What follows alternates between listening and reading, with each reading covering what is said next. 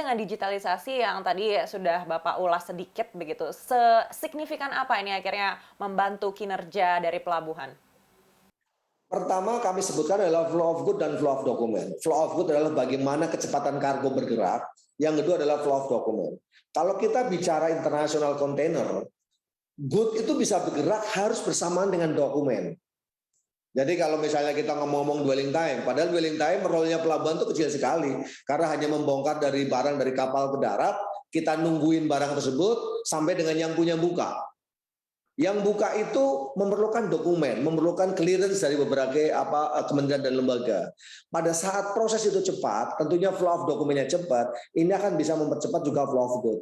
Yang pada akhirnya, karena pelabuhan bisnisnya bukan barangnya nongkrong di pelabuhan, tapi bagaimana pergerakan itu akan jauh lebih cepat, yang pada akhirnya bisa meningkatkan capacity. Demikian, Pak. Baik, lalu sesignifikan apa digitalisasi ini bisa mengurangi praktek pungli yang sering terjadi di pelabuhan? Tentunya pada saat transaksinya sudah tidak ada face to face, tentunya di sini opportunity untuk pungli juga semakin rendah. Tetapi kami sampaikan juga di kesempatan ini, kalau mungkin kapan-kapan teman-teman dari CNBC main ke Tanjung Priok, bagaimana namanya kita menghandle kontainer. Itu di lapangan itu tidak mempunyai otoritas sedikit pun. Kontainer mana yang diambil menggunakan alat mana tidak punya otoritas sedikit pun. Tetapi semua dikendalikan oleh namanya control tower. Control tower itu dilakukan perencanaan kontainer mana ditaruh di mana oleh alat siapa, itu semuanya di control tower. Jadi itu jelas-jelas tidak ada komunikasi antara cargo owner dengan control tower. Dan yang di lapangan dia tidak mempunyai sedikit pun otoritas untuk memilih yang mana, nggak bisa. Bahkan untuk naruh pun dia tidak mempunyai otoritas. Dan ini tentunya digitalisasi itu akan jauh lebih membuat proses lebih bagus, dan opportunity mereka untuk berkomunikasi langsung sudah menjadi lebih ringan, tidak ada. Demikian, Mbak. Baik, dengan adanya upaya digitalisasi dan juga antisipasi yang dilakukan Pelindo, seperti apa target untuk kinerja atau target keuangan lainnya di 2022?